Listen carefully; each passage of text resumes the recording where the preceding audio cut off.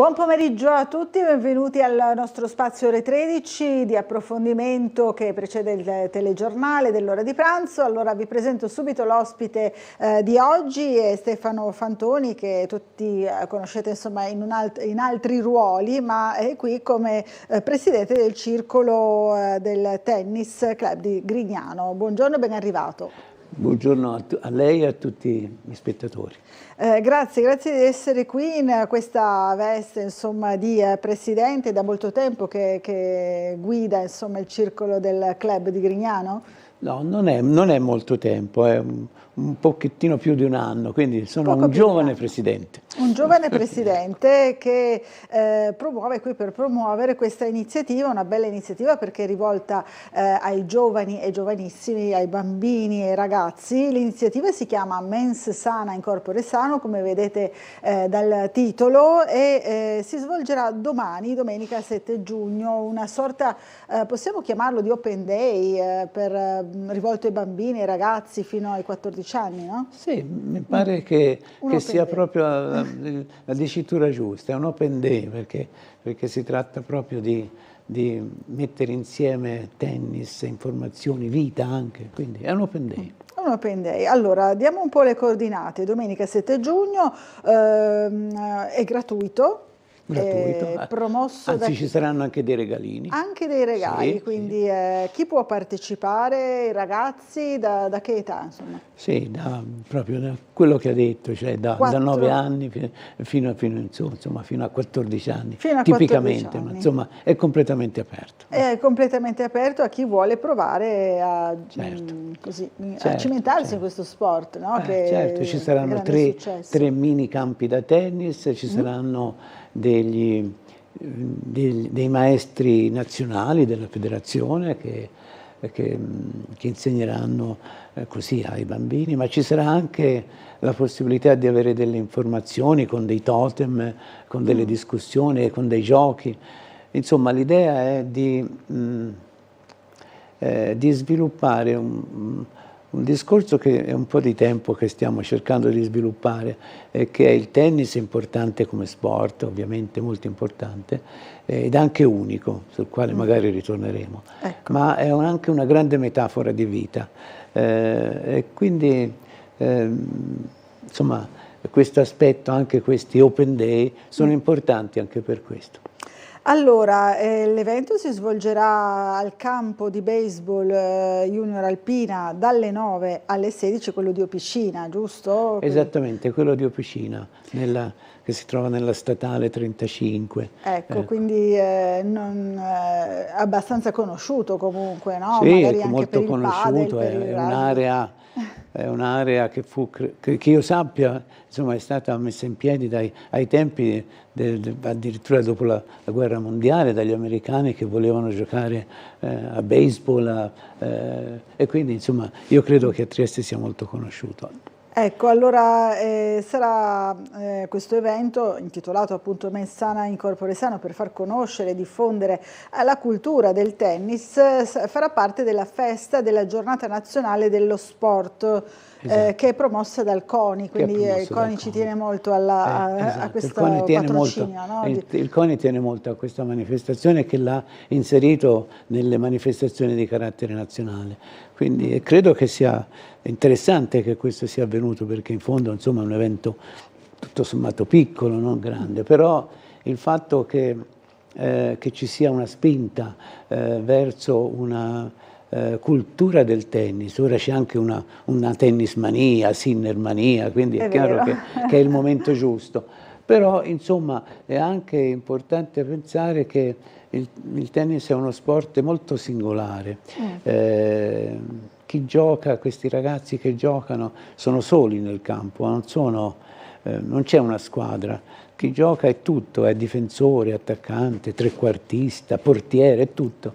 E deve prendere delle decisioni continue, che è quindi una lezione di vita. Ecco perché dico è una metafora della vita. È una metafora della vita, quindi è questo il concetto che volete veicolare, insomma, con Sì, questa assolutamente iniziativa, sì, e certo. dedicarla proprio ai ragazzi, al di là di quella che è la grande pubblicità che si sta facendo proprio a questo sport in questo periodo, no? Grazie ai grandi successi di Sinner, ma non Certo, solo, assolutamente, insomma. assolutamente. Come vede, insomma, questo exploit di questo sport che magari a periodi era un pochino finito nel dimenticatoio, Sì, possiamo sì, dirlo? sì.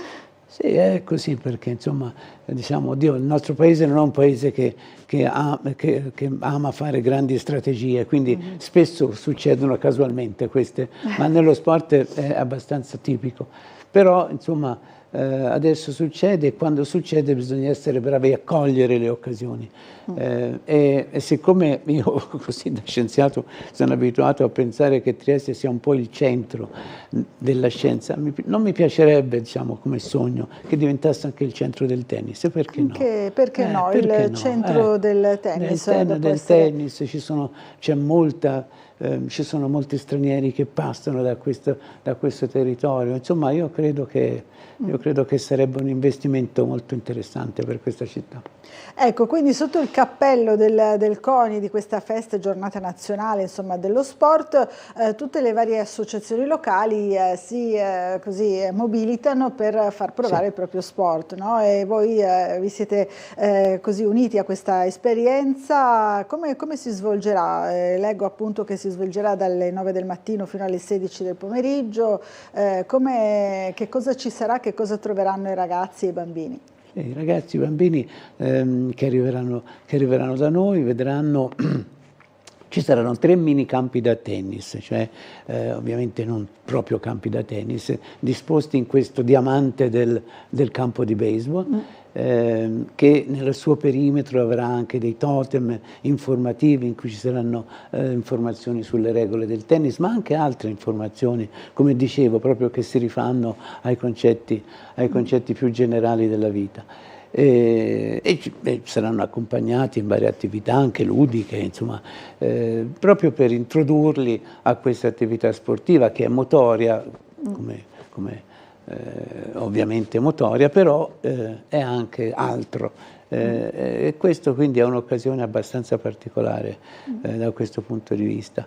Da un punto diciamo, ci può essere, noi abbiamo pensato, abbiamo paura che ci sia una qualche problematicità per raggiungere questo posto, perché è vero che è Opicina, però è anche vero che insomma è nella statale eccetera. Qualora ci fosse una qualche difficoltà, noi siamo a disposizione per aiutare chi ha queste difficoltà e quindi io vorrei dare forse un numero di telefono al quale si possono rivolgere. Noi saremo lì per aiutare a trovare il posto, eccetera. Perché Ho no? qui Prego. perché purtroppo i miei neuroni sono stanchi e quindi non me li ricordo. Il numero è il numero del tennis Grignano in realtà, sì. Ed è 040 22 43 61. 22 43 61. 22 43 61 fa un colpo di telefono e noi saremo lì a ascoltare e cercheremo di aiutare a trovare questo campo di baseball. A trovare il luogo, appunto, perché ricordiamo questa iniziativa, pur trattandosi di tennis, si svolge all'interno del Diamante, no? Del Diamante, esattamente. Campo da baseball, che comunque è molto conosciuto, lo dicevamo prima, e si svolgerà appunto dedicato proprio ai bambini dai 4 ai 14 anni, quindi una fascia d'età abbastanza ampia, quindi sia per introdurre proprio, no, allo sport, o magari anche per così consolidare una passione che c'è già, si può fare anche naturalmente questo, no? Sia per maschietti che per femminucci. Assolutamente aperto a tutti, no? A tutti e a tutte, come si usa dire, come si usa dire oggi. Quindi un'esperienza di allenamento, ma anche così giochi, attività motorie varie per i bambini, per i ragazzi, proprio per appassionare un pochino allo sport. No? Questa è una cosa che noi con i nostri ragazzi, che abbiamo molti ragazzi che vengono al circolo, alcuni di questi sono bravetti, già sono dei piccoli Sinner, sì, in erba, in erba, però ci piace discutere con loro. ci piace non solo farli giocare, ma anche sentire, discutere un po' con loro, proprio perché è importante che ci sia questa attività, insomma, anche in cui si socializza e in cui questi ragazzi scambiano i loro sogni, le loro visioni, chissà poi se si realizzeranno, forse no, però avranno imparato qualcosa. Assolutamente, insomma, un buon modo per impegnarsi in qualcosa di positivo, di costruttivo, sì, o sì, comunque soltanto divertente magari, no? sì, ma insomma è importante insegnare che ci sono delle attività con delle regole, perché Esatto. come tutti gli sport e tutte le cose nella vita ci sono delle regole, che non vuol dire negazione della libertà individuale. Le regole non sono questo, ma vuol dire che la creatività la si deve sviluppare in un contorno di regole, altrimenti è caos, è solo caos. Professor Fantoni, lei prima ha detto che il tennis è uno sport unico, Sì, perché dice che è proprio uno sport unico. Sì, è uno sport unico. Diciamo, io ne ho fatti me stesso, ho esperienza di anche altri sport, però è unico perché sei veramente solo in questo rettangolo con le righe bianche, sei solo. Devi prendere delle decisioni in continuità, come fai nella vita, devi prendere delle decisioni importanti. Molto velocemente anche. E molto velocemente, e devi Rapidamente. saper capire che le decisioni che hai presi possono essere giuste, non giuste, e modificarle contemporaneamente. Quindi è veramente uno sport di testa, oltre che di fisico. E quindi in questo senso è unico. È uno sport in cui il tempo... Non c'è un limite di tempo in linea di principio, una partita finisce, ma non si sa quando finisce, non c'è una scadenza, quindi anche il tempo è diverso nel gioco del tennis rispetto ad altri giochi. Io credo che sia anche interessante questo aspetto. Ecco, quindi in questa particolare iniziativa, in questo evento, vi occupate di giovani, di giovanissimi, possiamo dire, certo. di ragazzi e bambini, ma promuovete lo sport anche a livello insomma, certo. adulto, per tutte le età? Assolutamente, certo. Sì. Abbiamo delle squadre, eccetera. Pur essendo un piccolo circolo, non è un grande circolo, però è molto vivace dal punto di vista dell'agonismo. Sì, certo. Quindi partecipate un po' a tutti i campionati che ci insomma, sono? Tutti non c'è, certamente non andiamo a Roland Garros, non ci andiamo, no, però ancora no, ecco. Ancora no. Però può essere una delle ambizioni. Ma come no, bisogna sempre avere i sogni, sì. Allora, questa è la promozione quindi dello sport con il CONI regionale e le associazioni locali. Ci saranno anche altri sport insieme a voi?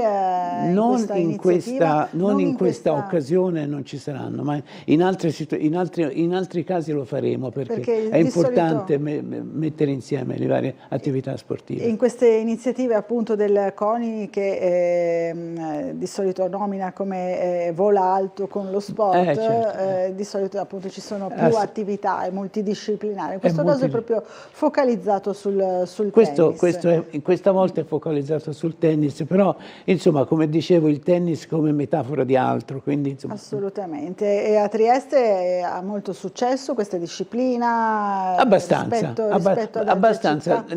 Bisognerebbe ne avesse di più. Ancora un po' di più? Sì, certo, bisognerebbe ne avesse di più. Ci troviamo in un'area geografica vicino alla Slovenia, eccetera, dove questo sport è molto curato. Bisognerebbe curarlo almeno quanto loro. Almeno quanto i nostri vicini. Almeno quanto i nostri quindi vicini. Prendendo esempio tranquillamente dai nostri vicini oltre il confine. È un confine, insomma, ormai non dovrebbe esserci. Ma sì, più, confine, no? Per dire, perché ci si va a piedi ormai. Almeno dal punto di vista sportivo, insomma, è molto più facile che non ci siano questi confini. Allora, ridiamo l'appuntamento. L'appuntamento è domani, domenica, dalle 9 alle 16, al Diamante, al campo di baseball Junior Alpina di Opicina, ed è riservato ai ragazzi e bambini dai 4 ai 14 anni, quindi un'ampia fascia d'età, però giovanissima, per conoscere con giochi, ma anche con allenamenti, con attività sportive e anche informative, abbiamo detto, no? Certo. Questo affascinante sport che magari conosciamo soltanto attraverso le prodezze appunto dei grandi, ma insomma, certo. come Sinner. Certo, Sinner ovviamente, Federer, però anche gli altri sono anche importanti. Gli altri, e poi anche quelli che non riescono, così hanno imparato tanto. Hanno imparato tanto comunque. Allora io ringrazio il professor Stefano Fantoni per essere stato con noi, lo ricordo presidente del circolo del tennis di Grignano, e lo invito a tornare a trovarci per nuove iniziative che farete insomma con il vostro circolo. Con molto piacere. Grazie, grazie davvero, e noi ci fermiamo per un po' di pubblicità.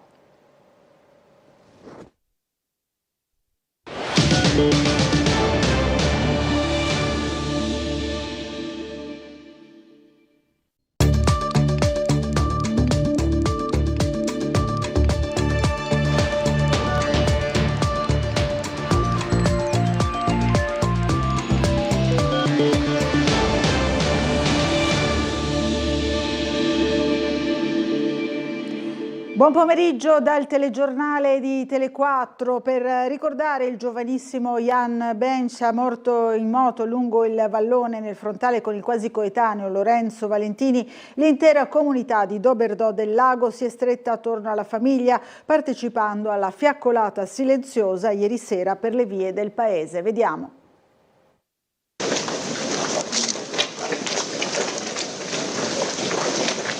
Hanno sfilato in silenzio con le candele accese tra le mani e le lacrime agli occhi. Oltre 1200 persone, l'intera comunità di Doberdò del Lago e tanti giovani arrivati anche dai comuni vicini hanno voluto ricordare con una fiaccolata silenziosa Jan Bencha, il ragazzo di quasi 24 anni morto tragicamente una settimana fa nell'incidente con la moto sul vallone insieme a un altro giovanissimo, il goriziano Lorenzo Valentini di 25 anni.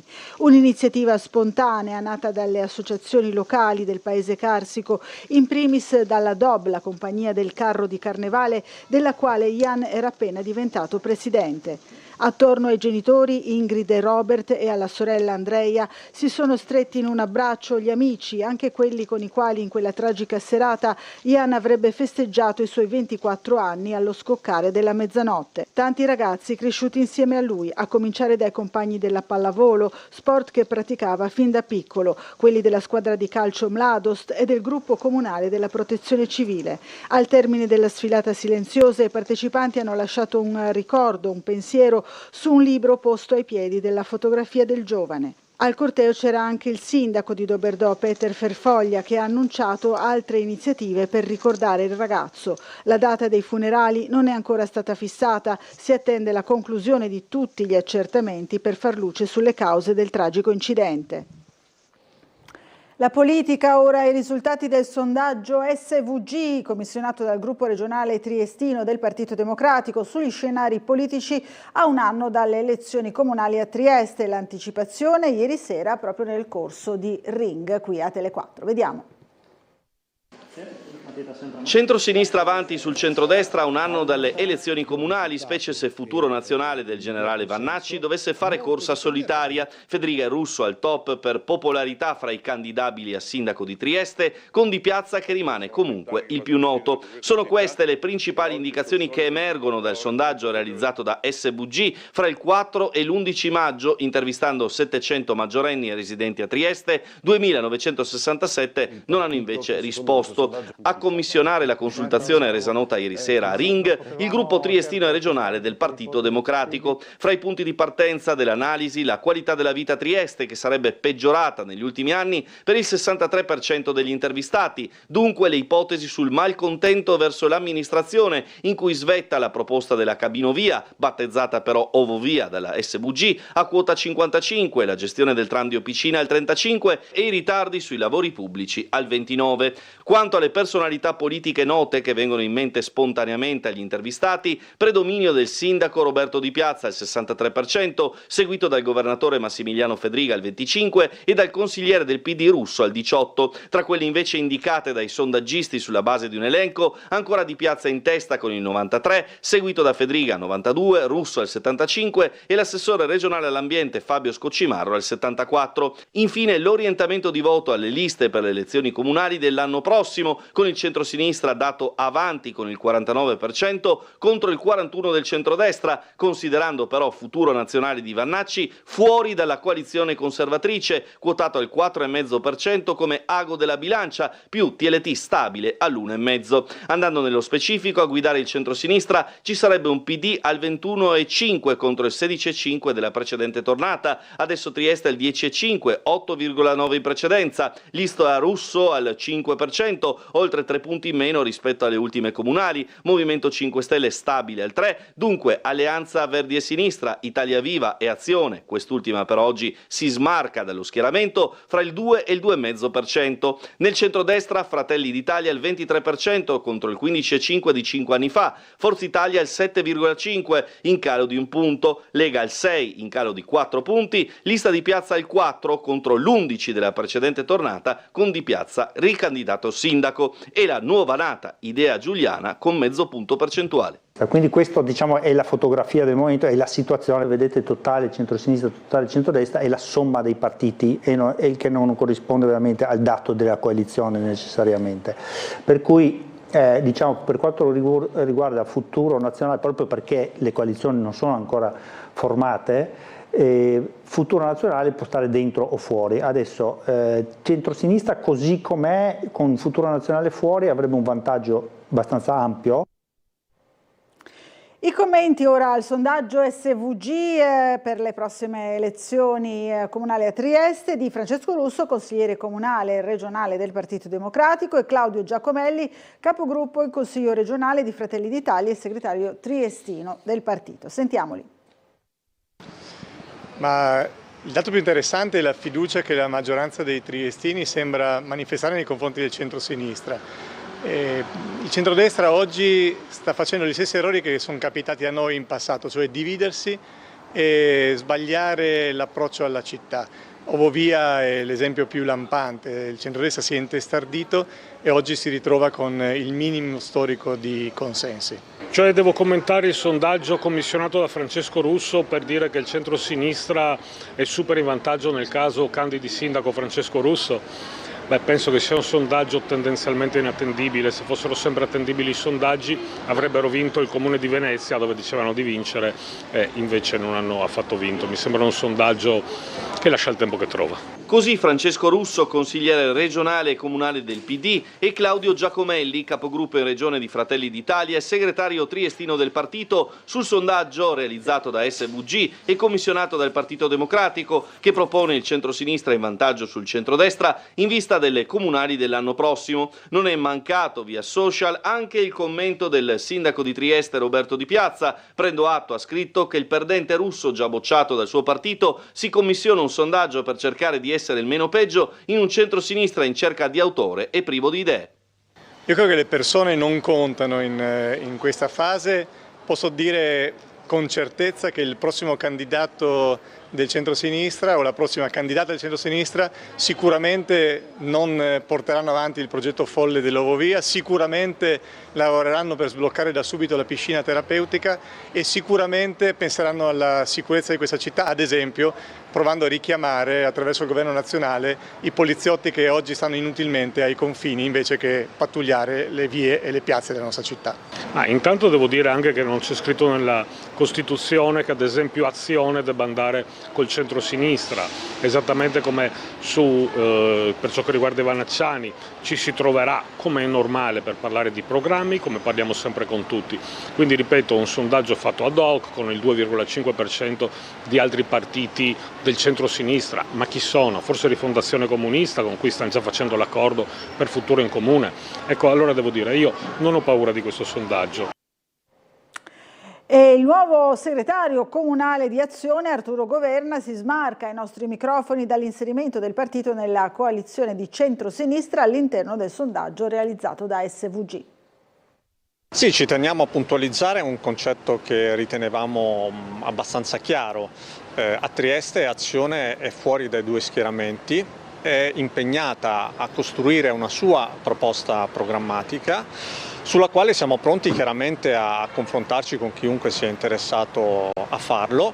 ma ribadendo un'estraneità a questo bipolarismo che caratterizza Azione a livello nazionale e che qui a Trieste troverà coerentemente una scelta di campo, che è quella di, assieme anche alle altre forze del liberalismo democratico e dell'area riformista, di lavorare assieme per offrire agli elettori un'offerta diversa da quella attualmente offerta dal bipolarismo.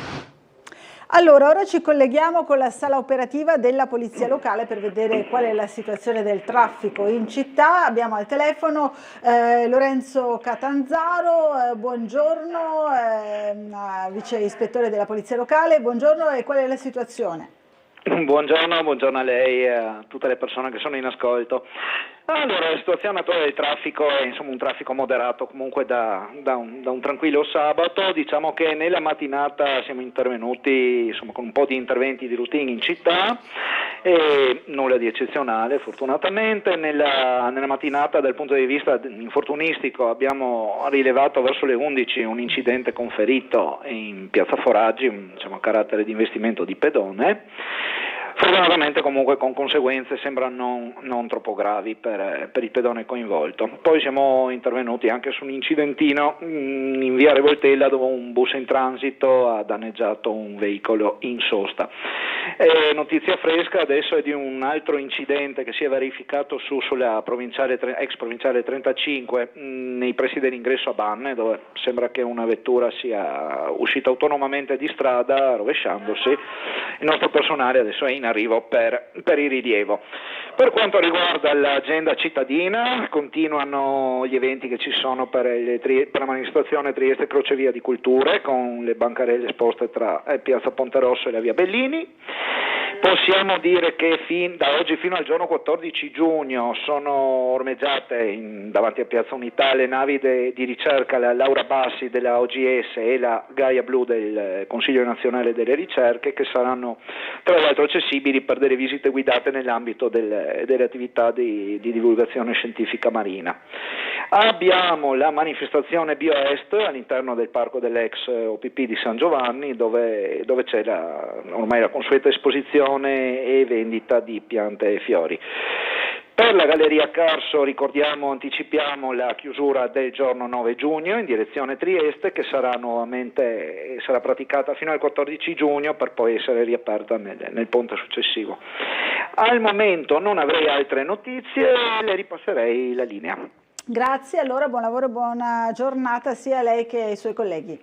Grazie anche a voi, saluti, buongiorno. Allora, in merito invece all'incidente avvenuto nella serata di giovedì fra una Panda e l'autobotte dei Vigili del Fuoco, di cui vi avevamo parlato, comunichiamo che è stata l'auto privata a colpire il mezzo dei pompieri e non il contrario, come precedentemente detto. L'autobotte viaggiava con i dispositivi d'emergenza ottici e acustici inseriti. Il comitato No Ovovia ha annunciato l'evento estivo per ringraziare tutti coloro che hanno contribuito alla battaglia contro il progetto della cabinovia. Vediamo.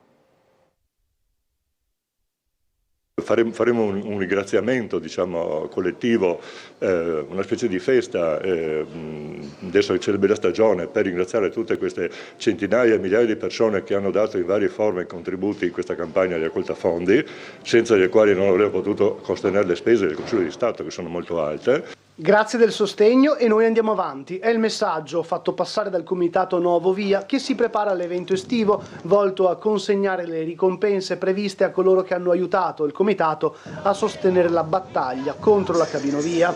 All'appuntamento verrà anche presentata una sintesi di questi 5 anni di attività del collettivo. E poi vediamo ovviamente che ci sono sempre delle grandi difficoltà da parte del Comune, no? Cioè il Comune non sa più cosa fare veramente, no? Quindi forse voleva avere l'aiuto da parte del TAR del Lazio di dire ma chiudiamo tutto, dovrà prendersi una responsabilità di dire abbiamo sbagliato e chiudiamo con la minima spesa possibile per i triestini. Il Comitato ha poi analizzato la sentenza del TAR del Lazio, che aveva dichiarato inammissibile il ricorso contro il decreto Salvini per lo stanziamento dei fondi per l'opera. Le cose non cambiano, cioè il blocco blocco del progetto resta, perché resta ovviamente in vigore la sentenza del TAR del Friuli Venezia Giulia, e invece commenteremo anche il ricorso presentato dopo quello dei residenti, che è stato fatto subito contro l'opposizione del Comune e della Regione alla sentenza del TAR di Friuli Venezia Giulia. Sia i residenti prima e adesso anche le associazioni nazionali ambientaliste hanno presentato un ricorso aggiuntivo, perché ci sono dei punti che secondo noi il TAR del Friuli Venezia Giulia non ha esaminato sufficientemente, che sarebbero ancora più forti, diciamo, nel bloccare tutto, però sono aggiuntivi, diciamo, mentre la sentenza principale è quella, la discussione principale, che non sappiamo però quando ovviamente, perché il Consiglio di Stato può andare avanti anche molto molto a lungo, prima o dopo ci sarà una sentenza che chiuderà la vertenza definitivamente, intanto noi andiamo avanti, no? L'Unione Europea è stata chiara: il prolungamento dei controlli ai confini illegale rappresenta pure uno spreco di risorse, lo ha detto il presidente dell'ICS Gianfranco Schiavone. Sentiamolo. Non si può, dice la Commissione e dice il testo del regolamento, utilizzare il ripristino dei controlli alle frontiere interne per la gestione di fenomeni ordinari, come è ordinario nella vita dell'Europa attuale la gestione dei fenomeni migratori. Dopo l'alzata di scudi del ministro Piantedosi e degli esponenti locali di centrodestra, a seguito della raccomandazione della Commissione europea con la quale si chiede a 7 paesi, fra cui Italia e Slovenia, di sospendere i controlli rafforzati ai confini, scende in campo anche il Consorzio di Solidarietà Italiano presieduto da Gianfranco Schiavone. ICS dunque analizza il regolamento Schengen, sospeso nell'ottobre 2023 a seguito dell'attentato di Hamas. E il ripristino dei controlli può avvenire solo, dice il regolamento Schengen, in casi molto gravi relativi alla sicurezza nazionale e per periodi estremamente brevi, tendenzialmente un mese, prorogabile a 3, e ulteriori estensioni vanno motivate con un pericolo attuale e concreto e con la spiegazione del perché il ripristino dei controlli alla frontiera interna sarebbe necessario e non altre misure chiaramente meno impattanti. Ma Schiavone va oltre, denunciando non solo il dispositivo più volte prorogato, ma anche uno spreco di risorse che andrebbe a discapito della sicurezza sul resto del territorio. Quindi si tratta di un ripristino sostanzialmente illegale, questo dice in linguaggio diplomatico la Commissione, ed ecco perché chi l'ha disposto e chi addirittura con arroganza lo vuole mantenere ne deve rispondere politicamente alla cittadinanza, perché parliamo di una alterazione dei meccanismi fondamentali dell'Unione Europea, uno sperpero incredibile di risorse pubbliche, è un distoglimento, uno spostamento di funzioni della pubblica sicurezza sottraendoli ad altri compiti e quindi alla sicurezza del territorio. Parte ufficialmente 9 idee per il futuro della Maddalena, il percorso partecipativo promosso dal Comitato Maddalena Vive per far scegliere direttamente ai cittadini 9 progetti cruciali per il rione. Vediamo. 9 idee per il futuro della Maddalena. Dice già molto nel titolo la nuova campagna promossa dal Comitato Maddalena Vive, che si svilupperà tra giugno e luglio. L'obiettivo è chiaro: far scegliere direttamente ai cittadini i 9 progetti prioritari per il rione, da sottoporre a chi il prossimo anno si candiderà a governare Trieste. Riteniamo che sia fondamentale costruire i cambiamenti partendo dall'ascolto e dalla partecipazione di chi vive nei quartieri. A volte la politica immagina, sente la partecipazione come un ostacolo, come un rallentamento. Noi come Maddalena Vive crediamo invece che sia un passaggio fondamentale per costruire dei cambiamenti, delle rigenerazioni urbane che rispondano veramente a quello che c'è bisogno nel quartiere. Quindi da oggi fino al 18 luglio faremo una serie di banchetti, sarà possibile votare online o in presenza nei banchetti che faremo, e chiediamo a tutte e tutte di votare e di scegliere assieme a noi le 9 proposte più importanti per cambiare il futuro della Maddalena. La scheda di voto è suddivisa in 3 categorie: breve, medio e lungo termine. Tra gli interventi a breve termine ci sono ad esempio la richiesta di nuove altalene, tavoli nei giardini pubblici, fontanelle lungo la ciclabile, nuovi orti urbani, strumenti di moderazione della velocità e l'avvio di un servizio di educativa di strada. Nel medio termine la sfida si sposta su percorsi pedibus per le scuole Laghi e Bergamas, nuove alberature anti-isole di calore, l'apertura di una farmacia comunale e misure a sostegno del commercio di vicinato. Senato. Infine, tra i progetti più ambiziosi a lungo termine, spiccano la creazione di una piazza verde nell'area dell'ex disinfezione, la rinascita delle serre di Villa Sartorio come spazio di comunità e l'attivazione del portierato sociale. È tutto per questa edizione meridiana, ci rivediamo alle 19:30, grazie dell'attenzione e buon pomeriggio.